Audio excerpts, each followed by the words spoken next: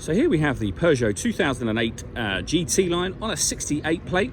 I'm going to start off by showing you around the outside of the car, and then we'll hop in and run through some controls on the inside. But from the outside, you can see it's a 5-door car with alloy wheels and tinted windows.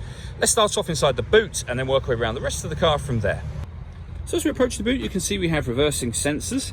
Plenty of boot space as well, along with that 60/40 split folding rear seat should you wish to increase that space even further.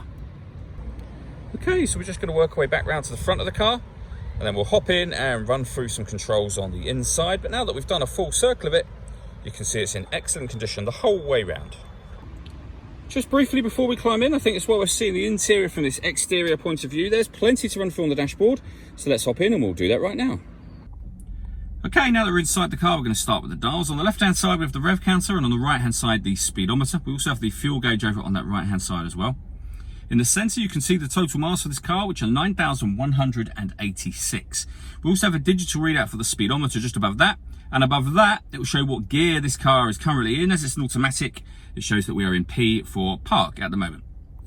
If we back out to the steering wheel, we have stereo controls on both sides and also phone controls as well. The phone controls can only be used after such time as you paired the phone up, and that is done over on the touchscreen in the centre. Just here, hit the telephone icon, and then just follow the instructions from there. We're not going to do that, obviously, at this moment in time. This car's also got satellite navigation. There's a full video showing how that works, which you can find both on our website and also on our YouTube channel as well. Again, if we go back to the menu setting there, you can see that you can access your radio. So this car's got DAB radio, as you can see. But if you hit the band button, you'll also see that it's got AM and FM as well, and then back round to DAB. Or you can see the various different ways of listening to music up here as well. So they're greyed out at the moment because nothing is connected, but we have Bluetooth audio, the radio, and 2 separate USB inputs. And if I put the car into reverse, you'll see that we have a full colour reversing camera with guidelines showing you what direction the car is headed in relation to the image that you see being shown on the screen just there. Working our way down, we have dual zone climate control. So you can adjust the passenger temperature, the driver temperature, the fan speed up, and of course down again. You can determine where you'd like the air to be distributed by hitting this button here. When you're happy with those settings, you can turn the air conditioning on and off. It's on at the moment, so off, back on again, or hit auto,